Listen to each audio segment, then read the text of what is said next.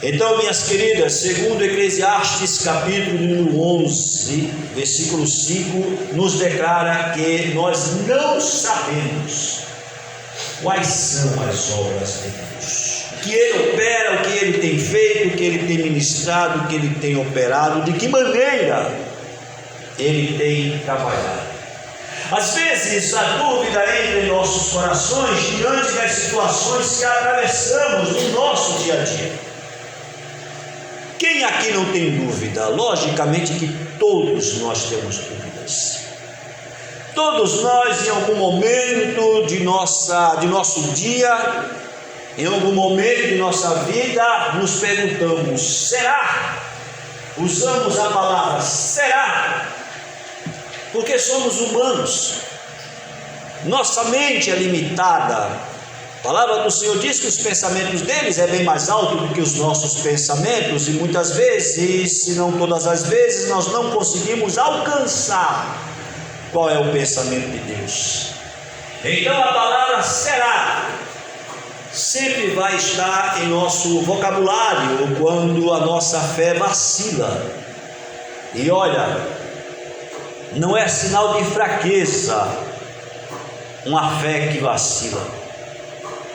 É você dizendo para ti mesmo: eu sou humano, não tenho forças, muitas vezes fraquejo, e na minha fraqueza, a única coisa que eu não posso esquecer é que a fraqueza de um crente está aí para ele perceber, entender e nunca esquecer que ele é totalmente dependente de Deus para todas as coisas.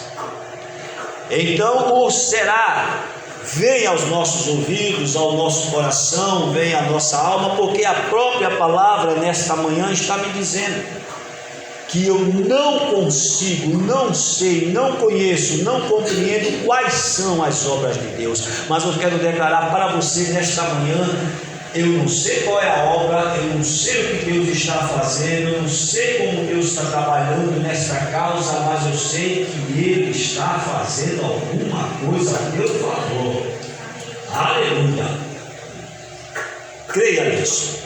Vamos compreender este trabalhar de Deus na vida de algumas pessoas, na vida de alguns filhos, na vida de alguns que tiveram momentos de incompreensão e não sabiam o que Deus iria fazer ou estava fazendo, mas viram o agir de Deus. E nesta manhã eu quero declarar para você que você também verá o agir de Deus ao teu favor. No livro de Gênesis, capítulo de número 37, aleluia, você tem ali uma história linda, maravilhosa. Gênesis capítulo de número 37 vai nos declarar ali a história de um certo jovem chamado José, aleluia, que diz assim, versículo 1: Jacó habitou na terra de Canaã, onde seu pai tinha vivido como estrangeiro. E esta é a história da família de Jacó. Quando José tinha 17 anos, pastoreava os rebanhos com seus irmãos. E ajudava a Bila e os filhos de Zilpa, mulheres de seu pai, e contava ao pai a má fama deles. E aí por diante. O interessante é que me chama a atenção que a palavra ela vai contar a partir do capítulo 37 a história de José, mas ela diz assim, no versículo 2, esta é a história da família de Jacó, e depois começa a falar de José. Isso fala de continuidade. A obra que Deus começou na vida de Abraão foi para Isaac, foi para Jacó e depois para os seus descendentes, continuidade. Então isso me diz que a obra que o Senhor iniciou em tua vida, iniciou em minha vida, iniciou em nossa vida, ela tem continuidade. Ainda que os teus olhos não estejam vendo, ainda que os teus olhos não estejam vendo, tem continuidade. De que maneira essa obra tem continuidade? Na vida de José, nós vamos enxergar, e você sabe que José foi vendido ao Egito pelas mãos dos próprios irmãos. Pelas mãos dos próprios irmãos, ele foi vendido ao Egito. E chegando no Egito, ele foi vendido, aleluia, para um homem chamado Potifar. E na casa de Potifar, entenda bem, ele foi injustiçado. Por causa da injustiça em sua vida, ele foi parar numa prisão. Naquela prisão ele interpreta sonhos, e na interpretação dos sonhos ele diz para aqueles do qual o sonho foi interpretado: quando você voltar e estiver no palácio de Faraó, fala de mim. E no entanto ali ele foi esquecido. Durante 2 anos, até mesmo mais, esqueceram de José. Mas aí um dia Faraó teve um sonho e declara esse sonho. Então seu copeiro, aquele homem ali que foi restituído, lembrou-se de José, porque Deus havia lembrado de José, ainda que Deus nunca esqueceu do seu filho. E então José é mandado, o Faraó manda chamar José. José interpreta os sonhos de Faraó, e por interpretar os sonhos de Faraó, José vira governador do Egito. Por virar governador do Egito, ele fica administrando toda aquela situação que chegou dos 7 anos de fome, e através dele a sua família foi sustentada e depois trazida ao Egito. É algo grandioso e maravilhoso aqui, meus irmãos, minhas irmãs, que José passou por toda essa tribulação. E se você conhece a história dele, você vai observar. Esquece novela, tá? A novela lá que você viu da história de José, que eles às vezes enfeitam muito a coisa. Mas na história de José, em nenhum momento Deus falou com José. Você muitas vezes, na tua luta, na tua dúvida, na tua adversidade, fica clamando a Deus e perguntando e dizendo: Deus, fala comigo, Deus, fala comigo. Muitas vezes diz que Deus não fala. No entanto, ao contrário de José, Deus fala através dos louvores que você ouve. Deus fala através da palavra que você escuta nos cultos quando vem. Deus tem falado com você. José não tinha nada para ouvir de Deus. José tinha tudo para ouvir de Deus, mas Deus não falava nada para ele. Mas só que tinha um porém. Deus estava trabalhando na vida de José para um propósito. O silêncio de Deus na tua história não anula o propósito que Ele tem para você. Amém? Se não, entenda comigo. Aleluia. O que foi que Deus, por que Deus mandou José para o Egito? O porquê que Deus coloca José justamente na casa de Potifar? José não conhecia Egito. José não sabia a cultura do Egito. José não conhecia como era a cultura do Egito. No entanto, na casa de Potifar, ele começou a aprender a cultura do Egito. E através da sabedoria que Deus deu para ele, ele cresceu diante dos demais escravos de Faraó, passou a governar a sua casa. Tamanha era a sabedoria. E para governar a casa de um alto oficial do governo egípcio, ele precisava envolver-se com a cultura egípcia. E ele teve que aprender essa cultura. De que outra maneira José iria aprender a cultura do Egito, e para quê que ele deveria aprender a cultura do Egito? Ele aprende a cultura na casa de Potifar. Ele conhece as coisas do palácio de Potifar e também do palácio de Faraó, porque Potifar com certeza trazia para a sua casa o que acontecia dentro do palácio.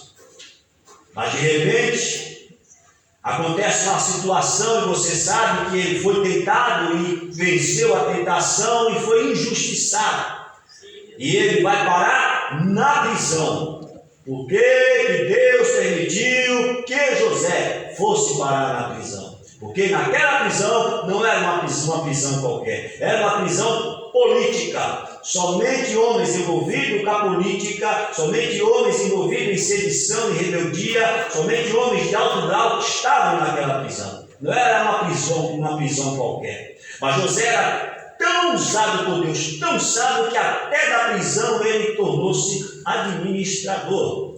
Só que ali na prisão ele ia ter contato com os prisioneiros políticos que eram de outras nações. Não existia ali prisioneiro político egípcio. Existia prisioneiro político de alto grau, alto oficial de outras nações conquistadas pelo Egito. Por que Deus permitiu que ele fosse parar naquela prisão para aprender outras culturas com aqueles presos? José não entendia. José não sabia qual era o trabalhar de Deus. Mas Deus estava trabalhando. Você está entendendo isso nesta manhã?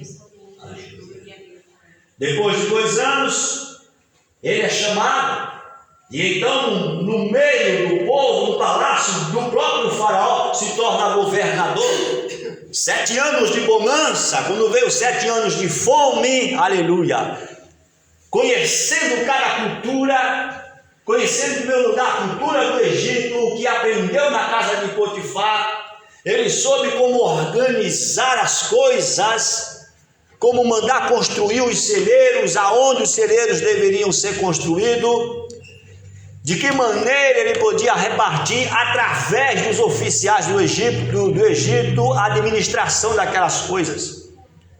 Conhecendo a cultura estrangeira que ele teve contato na prisão, ele sabia o quanto partilhar ou quanto vender e qual eram as terras que ele poderia comprar através da comida que cedia para os povos estrangeiros. Você está entendendo o trabalhar de Deus? Você está compreendendo o trabalhar de Deus? De que maneira Deus iria permitir, ia trazer a providência para uma fome terrível que iria assolar a terra, se não usasse um homem como José. E José não poderia ter sido usado se não tivesse sido vendido pelos seus irmãos. E José não poderia ter sido usado se não tivesse ido para a casa de Potifar. E José não poderia ter ido para a prisão e conhecido as outras culturas se não tivesse sido injustiçado.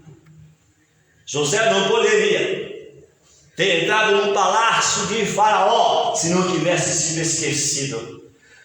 Se o copeiro tivesse lembrado de Jó no momento que foi restituído, de José, no momento que foi restituído, José não teria tido oportunidade de interpretar sonho e muito menos teria tido oportunidade, aleluia, de tornar-se governador do Egito.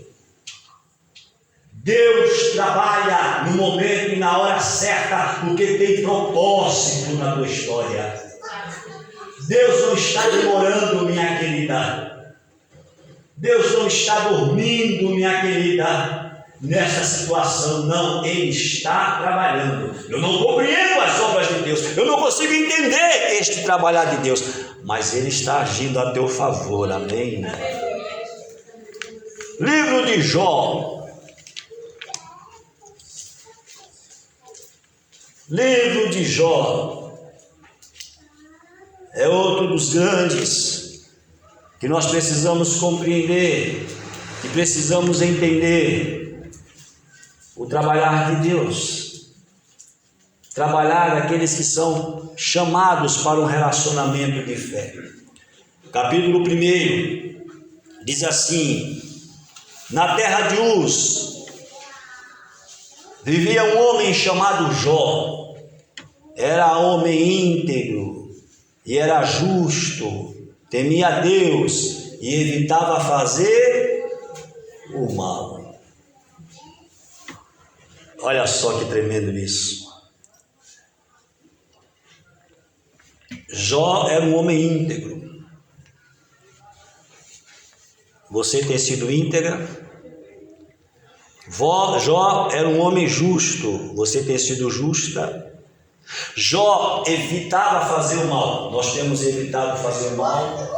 Eu acredito que talvez nenhum de nós aqui, nesta manhã, pode igualar-se a Jó em atributos e qualidades. Será que Deus poderia dar um testemunho diante do inimigo de nossas vidas e dizer: não mexe com ele não que ele é íntegro, não mexe com ele não que ele é justo, não mexe com ele não que ele não pratica o mal? Será? Louvado seja o nome do Senhor, que diferente de Jó, nós temos algo maior. Nós somos justificados pelo sangue de Cristo. O Senhor, quando olha para nós, não olha para nós diretamente para nós, olha através de Jesus. Aí ele vê justificação. Porque justificação é tornar justo, ou declarar justo, não tornar, declarar justo aquele que é justo. Olha que maravilha. Jó não tinha isso. Jó era justamente aquilo que Deus, o próprio Deus, testemunhou. No entanto, o que foi que aconteceu com Jó? O diabo foi autorizado a agir contra Jó, mesmo ele sendo quem era, mesmo tendo o testemunho que tinha. Ele foi autorizado. Mexe com ele lá, tira tudo o que ele tem. Que ele vai blasfemar contra ti, foi a palavra que o Satanás declarou para Deus a respeito de Jó. E Deus olhou e disse: então vai, tira tudo dele. O diabo ficou feliz. Se ele já quer tirar tudo que temos, imagina tendo a autorização de Deus. Aí é que ele vem mesmo. Aí é que ele vem agir contra mim, contra você, de maneira total e terrível. E ele fez isso com Jó, tirou tudo. Aí Jó então olha para os céus. E é como se Jó risse do diabo antes de olhar para os céus. E através de uma declaração ele diz: eu saí foi nu. Eu saí nu do ventre da minha mãe. Eu saí nu de lá e não vou voltar para lá. Foi Deus que me deu tudo. Mas Deus também tira tudo. Bendito é o nome dele que pode fazer o que ele quer. Será que nós temos dito isto? No momento da nossa luta, no momento da nossa dor, no momento da dificuldade, no momento em que a nossa oração não é respondida, no momento em que a gente sai de casa em busca de alguma coisa, eu já passei por isso, em busca de alguma coisa, tamanha fé, vai dar certo, e chega lá, frustra-se tudo. Não funciona nada, não dá certo nada. Aí a gente bate o pé igual menino birrento, só volta só sentar no chão e ficar ciscando as pernas e chorando com o bocão. Ah, Deus! Não é assim? É, queridas, eu sei que é assim. Mas Jó não. Jó declarou. Ele deu, ele tomou. Eu saí nu, não tinha nada. Eu não tinha nada, mas não foi suficiente. O diabo volta lá de novo. Aí Deus olha: tu viu só? Você me incitou contra ele, ele continuou firme. Também, pele por pele, dente por dente. Toca aí na saúde dele para tu ver só. Pode tocar, só não tira a vida dele. Aí Satanás ficou feliz demais. Já tirei tudo. Já arranquei tudo que ele tinha, já tirei tudo que ele tinha, eu vou tocar na sua saúde, coisa maravilhosa, vou acabar de vez com ele. Não é assim na minha história e tua história. O inimigo vem através da circunstância, toca tudo, tira a minha esperança, tira a minha paz, toca em tudo, na minha casa, na minha família, nas minhas finanças. Só para ver você blasfemar, só para ver você chorar, só para ver você se desiludir. Faz tudo. Aí como se não bastasse, aí toca na saúde, seja tua, seja de algum parente, para tirar através de uma doença, de uma enfermidade, aquilo que você já não tem. E nós não conseguimos entender qual é o agir de Deus. E nós nos perguntamos: Deus, onde é que tu estás? Deus, o que é que tu estás fazendo? Jó não entendia.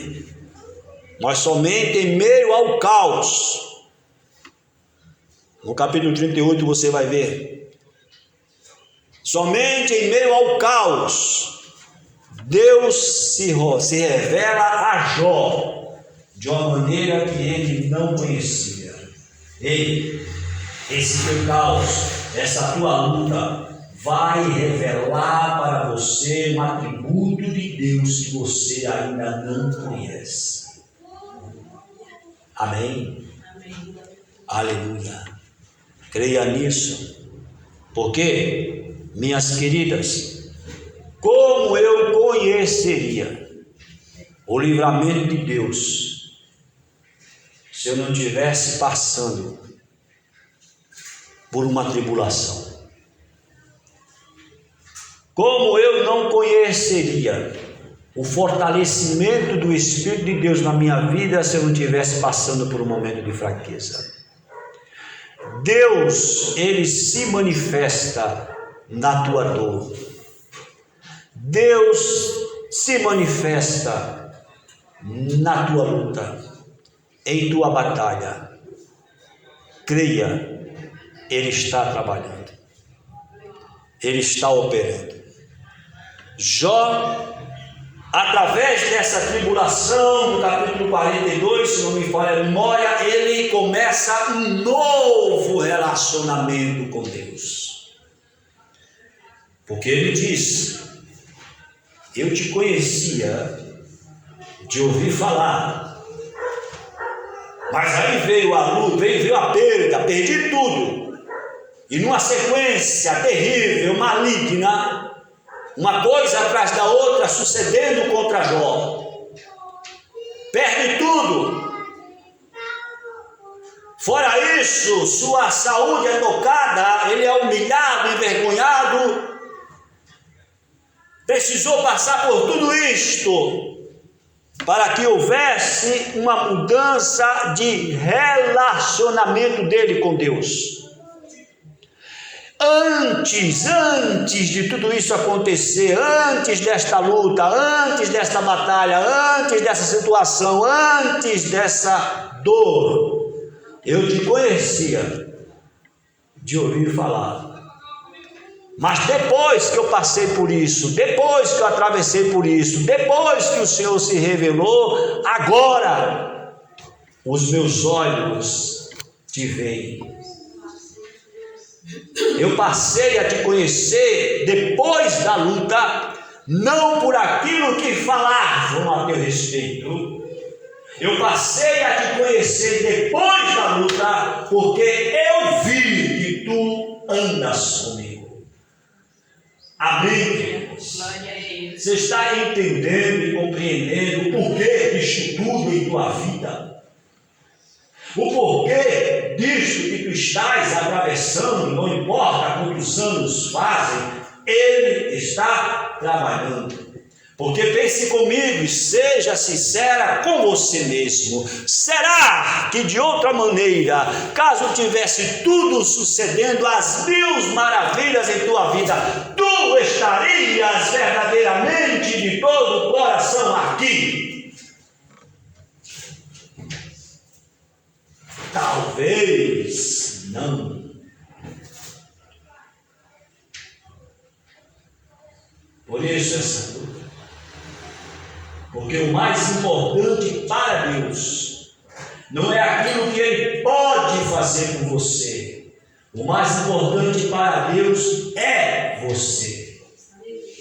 Amém? Amém. Jó foi restituído 2 vezes mais do que aquilo que perdeu.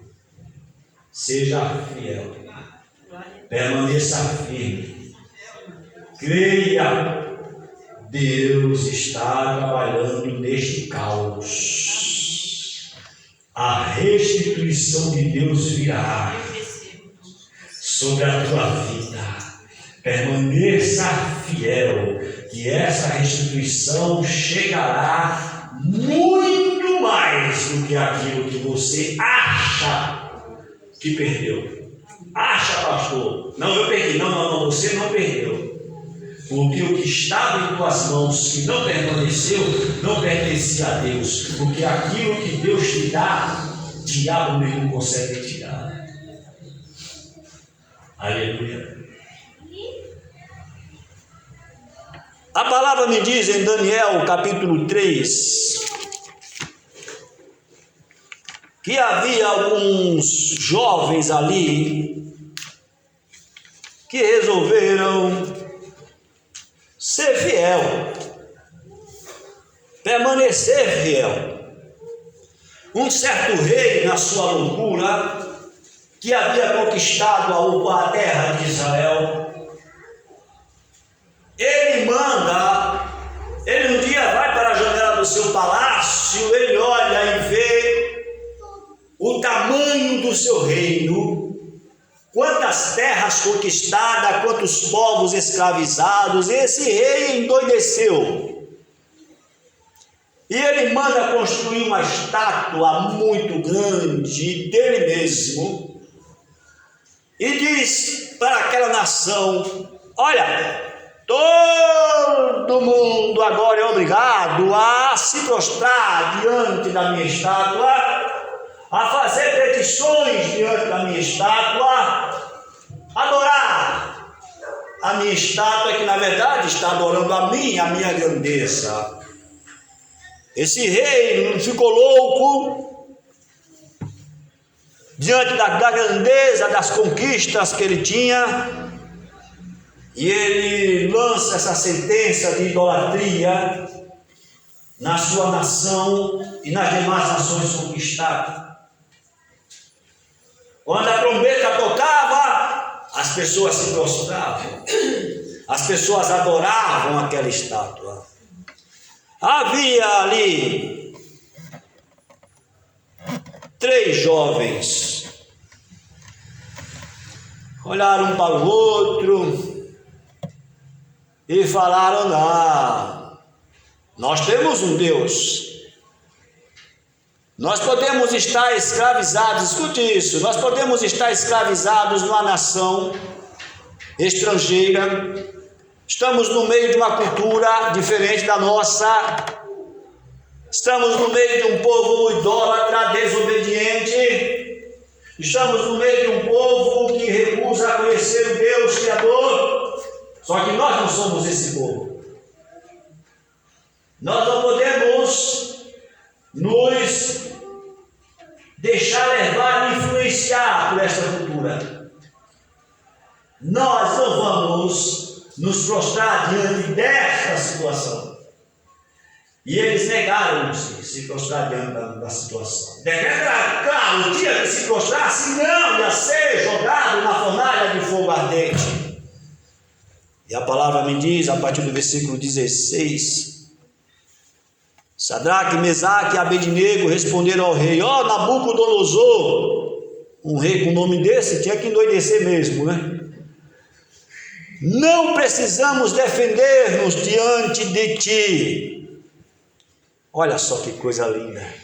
Se formos atirados na fornalha, em chamas ou acesa 7 vezes mais, não sei como está a tua tradução, o Deus a quem prestamos culto pode livrar-nos, e Ele nos livrará das tuas mãos, ó rei. Mas, sabe o que é lindo, queridos? Se Ele não nos livrar, saiba, ó rei, que não prestaremos culto aos teus deuses, nem adoraremos a imagem de ouro que mandastes erguer. Olha, eu sei que Deus vai me livrar desta situação, mas também se Ele não livrar, não importa, a minha fidelidade vai permanecer a mesma. É assim na tua vida, é assim em minha vida, é assim em nossa vida. Aleluia. Minhas amadas, eu não sei quanto a vocês, mas a palavra de Deus precisa me confrontar. Se uma pregação não confronta você, se a palavra de Deus não confronta você, Então esquece. É pregação dos coaches por aí, dos pregadores modernos, que como diz por aí, como diz uma certa canção até antiga, só pregam rosas, mas não pregam espinhos. A palavra de Deus é o espelho de minha alma. Não existe uma possibilidade de eu enxergar a palavra com os olhos reais e não ser ferido por ela. Sabe por que a palavra do Senhor, ela mesmo diz que é uma espada de dois gumes? Porque um gume, uma espada de dois gumes, é aquela que corta os dois lados. A palavra penetra, diz a palavra do Senhor que a espada de dois gumes, que ela penetra ao fundo da alma, dividindo alma e espírito. Sabe por que dois gumes? Porque a espada, quando ela entra, ela opera duas coisas ao mesmo tempo. A espada do Espírito, quando entra em meu ser, ela opera a morte. A morte do meu querer, da minha vontade, do meu ego, dos meus desejos, de quem eu sou. E ao mesmo tempo, ela opera a vida. A vida de quem eu preciso ser. Isso é simultâneo. Isso é simultâneo. Ao mesmo tempo em que a palavra é pregada e ministrada, e ela vem tocar a minha alma, sacudir, chacoalhar o meu ser, ao mesmo tempo eu sou confrontado com as minhas atitudes negativas, ao mesmo tempo que eu sou confrontado com a minha infidelidade e minha incredulidade, nesse mesmo tempo eu sou chamado e fortalecido através desta operação da palavra a acreditar, a crer, a me manter fiel. Esses homens tiveram esta atitude. Escuta só o rei, estavam diante do próprio rei, escuta só o rei. Se formos lançados na fornalha, a Deus a qual servimos vai nos livrar das tuas mãos.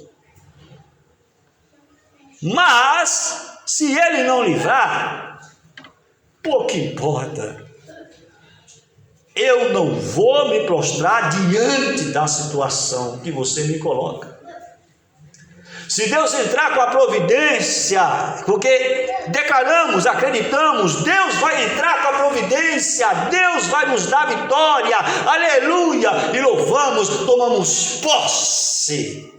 Está correto, está certo, não está errado. Mas se ele não entrar, se ele não fizer, se ele não libertar, se ele não consagrar, se ele não converter, se ele não abrir porta, se ele não realizar milagres, aleluia, o meu ímpeto, a minha força, a minha coragem, a minha fé deve permanecer a mesma, querido.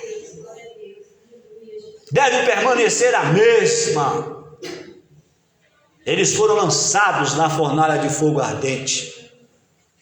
Foram amarrados.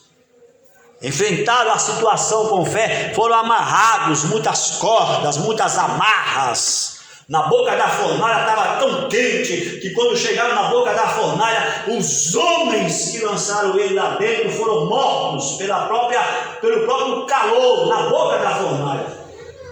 Imagina cair lá dentro. E eles caíram, ou lá para dentro, ou enfiados lá dentro, caíram, foram jogados lá dentro. De repente, a plateia, aleluia, a plateia que estava olhando o fim deles, a plateia que estava olhando a destruição deles, e o próprio rei estavam atônitos. O que é aquilo ali? O que está acontecendo lá dentro do fogo? Nós lançamos 3, mas eu estou vendo 4 homens passeando. Lançamos 3 homens, e além de ter 4, na fornalha queimando do jeito que está, ainda estão passeando. E o aspecto do 4º homem parece mais os filhos dos deuses. Apaga a fornalha, apaga esse negócio, apaga essa fornalha. Apagaram a fornalha. esse negócio, vai sair eles 3. Belos, bonitos, formosos. E a única coisa que a fornalha queimou foi as amarras que os inimigos colocaram neles.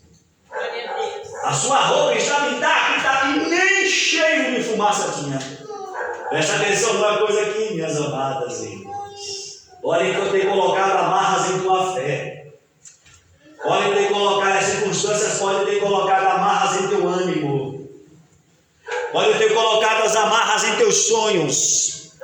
Uma plateia pode até ter se juntado para ver você queimar no meio do caos, para ver a destruição no meio do caos. Mas essa plateia vai enxergar algo que elas não estavam esperando enxergar. Elas vão enxergar que no meio desse caos tu não estás só. No meio desse caos você não está abandonada. No meio desse caos tem um contigo.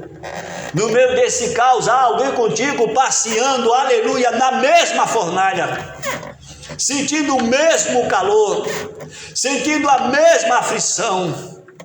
Porém ele está lá para te livrar. Porém ele está lá para te fortalecer. E escuta uma coisa: a única situação que esta fornalha vai fazer contra você, que na verdade não é contra, mas a favor, é que Deus usa a fornalha, Deus usa o caos para destruir as amarras que estão em tua vida. Você está entendendo isso? Amarraram.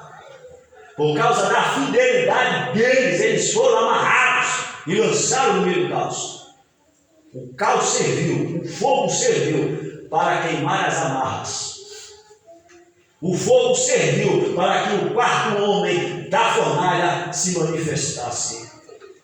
Se não houvesse fornalha, não haveria manifestação do Filho de Deus. Se não houvesse fornalha, aleluia, as amarras não teriam sido destruídas. Ei, este caos em tua vida, aleluia, é um instrumento na mão de Deus para operar milagres. Aleluia. Você crê nessa verdade, amada? Para encerrar nesta manhã, Lucas, Evangelho de Lucas, capítulo 22. Evangelho de Lucas, capítulo de número 22. Aleluia. Aleluia. Aleluia.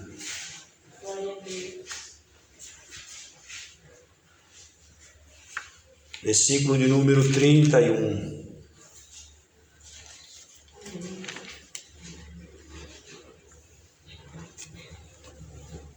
Versículo de número 31. Preste atenção numa coisa aqui. Pedro era um homem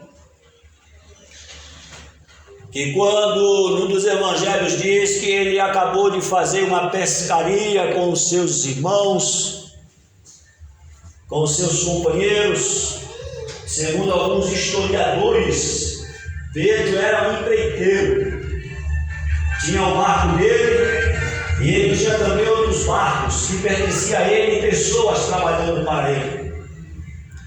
Quando eles estavam numa pescaria bem sucedida, eles estão ali lavando a rede, e daqui a pouco aparece um certo homem que nunca viram na vida e pede para eles um barco emprestado e fala para eles: olha, coloca um pouquinho o barco lá dentro do mar, um pouquinho mais para dentro da água.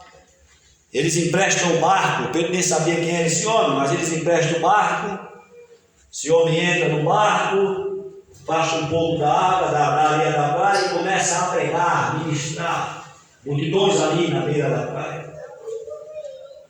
E depois que isso é feito, este homem chama eles para ser pescadores de homens. Pedro começa uma jornada com Jesus. Pedro começa a vivenciar milagres, Pedro começa a ver coisas.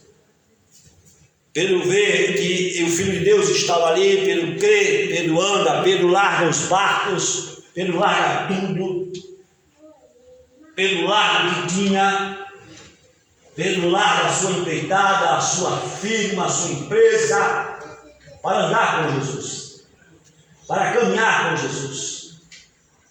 Ele vira discípulo de Jesus.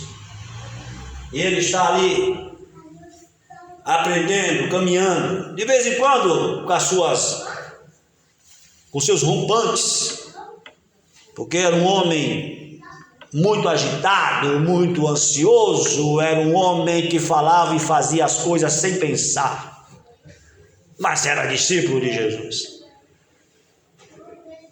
Aí, ele não sabia que no mundo espiritual estavam tramando contra ele, e não era um inimigo qualquer, e não era uma coisa qualquer. Versículo de número 31 do capítulo de número 22 de Lucas.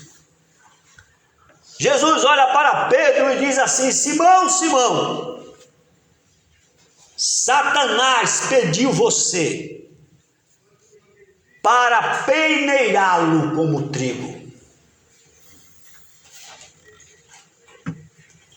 Satanás desejou peneirar você como trigo.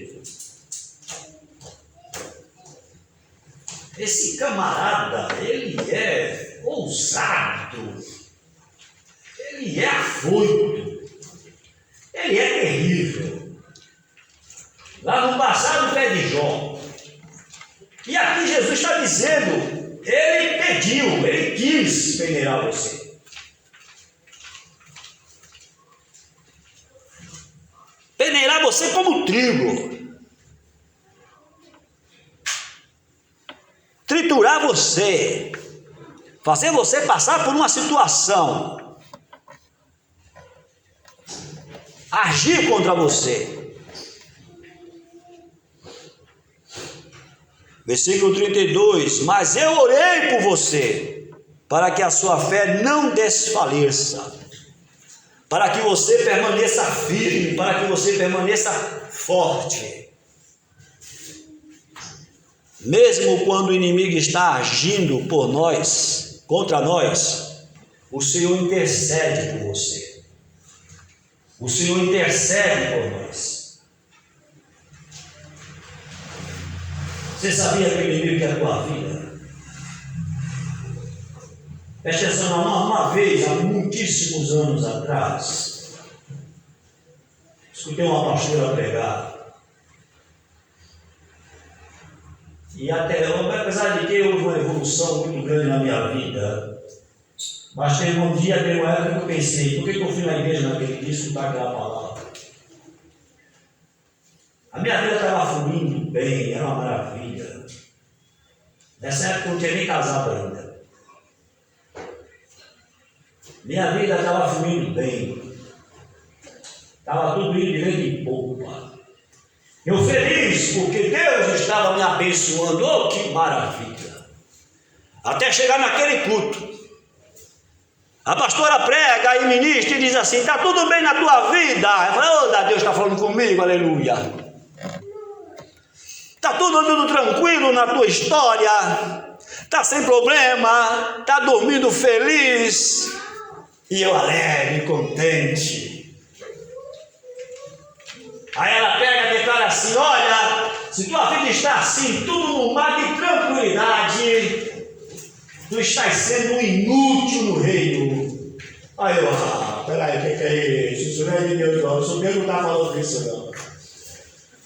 Porque o inimigo, ele só vai agir contra aquele que está abalando o seu reino, aquele que está indo contra os seus propósitos. No mundo tereis aflições, não é isso? Se está tudo andando tranquilamente, tem coisa errada. Pastor, eu fui chamado então para sofrer. Meu querido, o evangelho traz angústias. A palavra diz que se eu ando colado de mãos dadas com o mundo, vai tudo bem. Mas se eu estou contrário ao mundo, porque este reino, A palavra diz que o mundo, a terra, o mundo jaz do maligno, que aqui é o reino do maligno. Nós nos tornamos intrusos, espiões, estrangeiros neste reino. E este reino vai concordar contigo? Não, porque você não pertence a este reino. O teu reino é outro, o nosso reino é outro.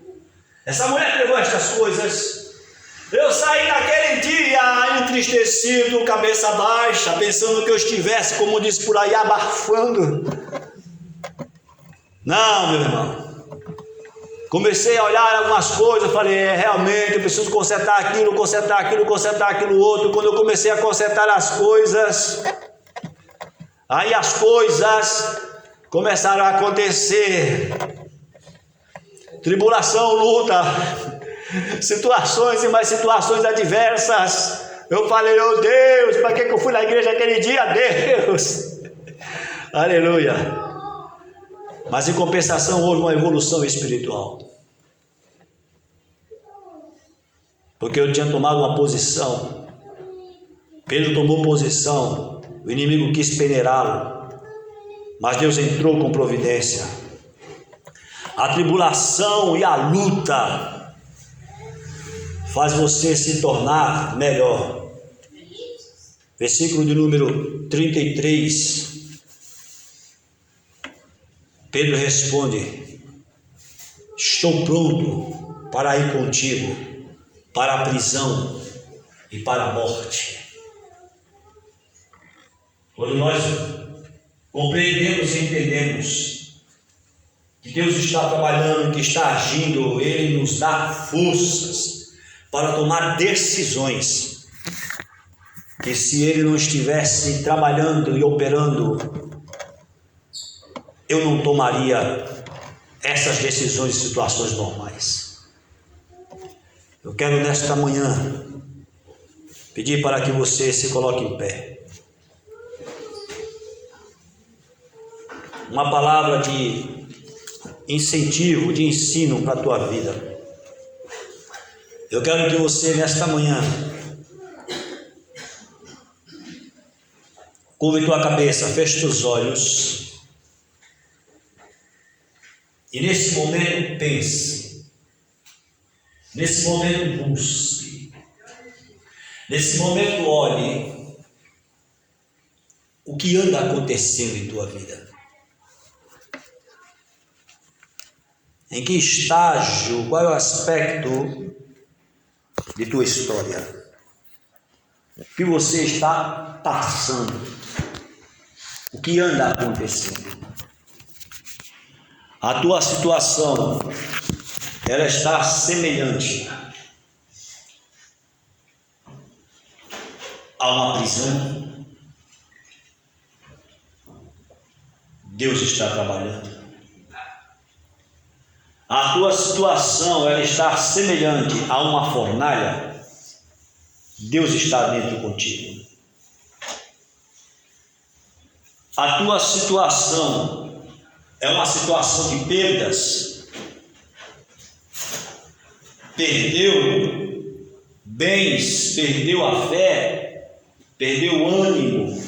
O que você perdeu? Permanece firme. Deus tem restituição para você. A tua situação é semelhante a uma fornalha ardente, um caos profundo que tem queimado, destruído as tuas esperanças. As amarras que esse caos, que esta fornalha trouxeram, estão impedindo você de avançar, estão impedindo você de vencer.